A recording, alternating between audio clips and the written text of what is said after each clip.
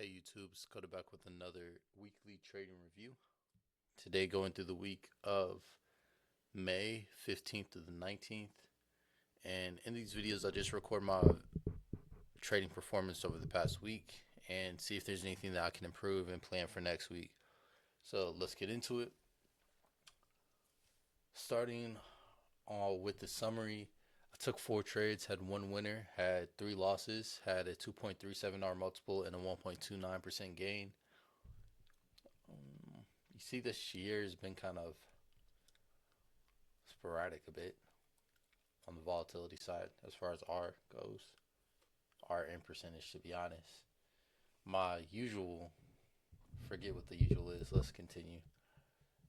Monday, didn't take any trades. Tuesday, no trades. Wednesday is when I took my first trade. Actually, playbooked this trade as well. Got GBPAUD. Took this trade because it was a JCP 3-legged 5-minute setup at the bottom of identified range, and WPI news was actually coming out. Wage price index was coming out just before I took this trade. So I was playing off of the news spike and how to execute this trade. Manual entry before WPI release based off 8 o'clock engulfing candle. 1/3 partials taken after pattern high taken out, and my SL ended up being hit. So I was able to gather some profit, took some partials, but overall just reduced my loss significantly on this trade. How could I have done better? Target set and pattern could have been set at the pattern high instead of setting the target at the same target that I was looking for the overall move to go towards. Have a position already on this pair, so I had a higher target, so I just set it at that same target instead of looking at this as a completely different idea and looking for it more short term. So I playbooked it to give that alternative because it was a really nice setup, a really nice trade, executed really well, but could have took the full position off at the first resistance level. GBPAUD again on Wednesday. I took this trade because it was 3-legged JCP setup, 5-minute on the 5-minute time frame, and it was at the bottom of the range again. How to execute this trade? It was a late manual entry, and my SL ended up being hit. So price just came straight back down after I entered, took out the lows, and then went straight back up. I could have done better by setting a wider stop, setting my stop below this low instead of the low of that pattern here. But I'm not typically setting my stop below this low. I'm almost always setting it below this low uh, with this setup. Have to be very, very uncertain about the trade if I'm setting it below this low.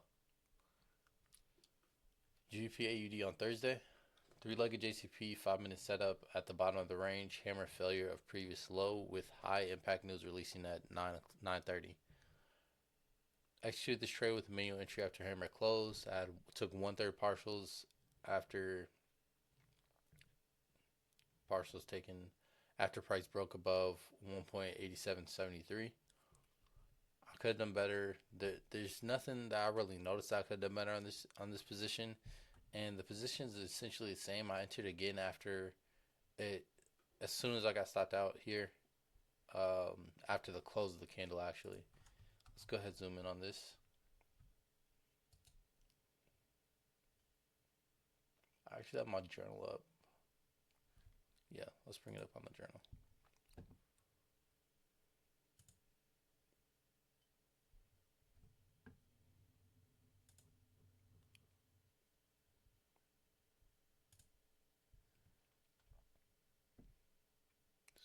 Yep, it's the right one. Alright, so this is the actual position that I'm talking about. So after this candle came back up and closed, I re-entered here, and price scaled up above this hourly level again, 1.8773, and I went ahead, took partials up here in this area, and then price came back down, hit my SL.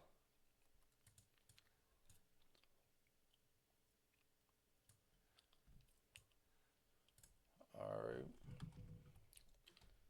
now EURUSD, and before I forget, let me go ahead and put that screenshot in here.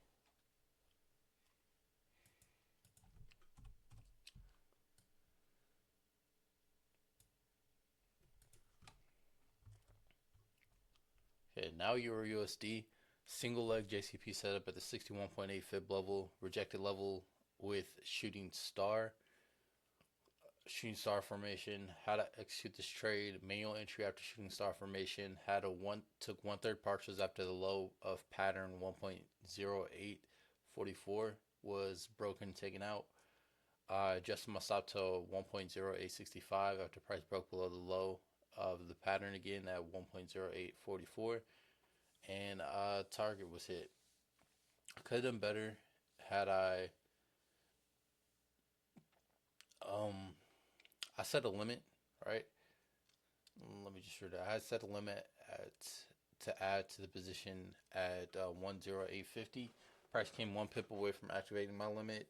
In this situation, I saw it, but I did not manually enter because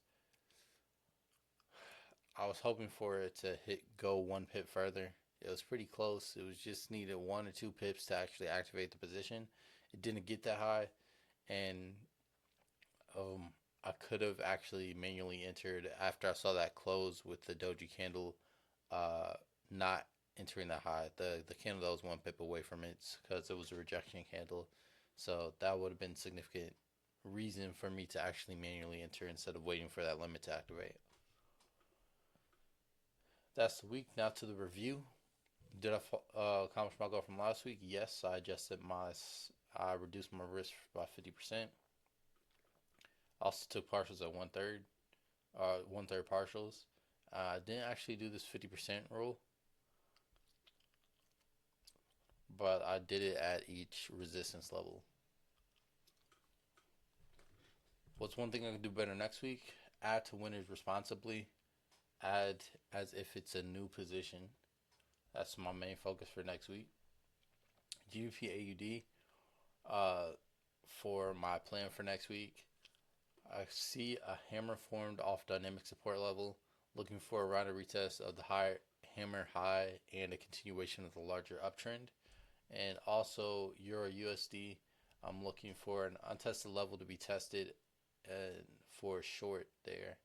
Need to be careful with this sell because there's 2 equal lows at the bottom of the pattern at a daily level. Backup, I'm looking at AUD USD for a reversal setup for a possible buying opportunity for a channel news spike. So we'll see if that happens.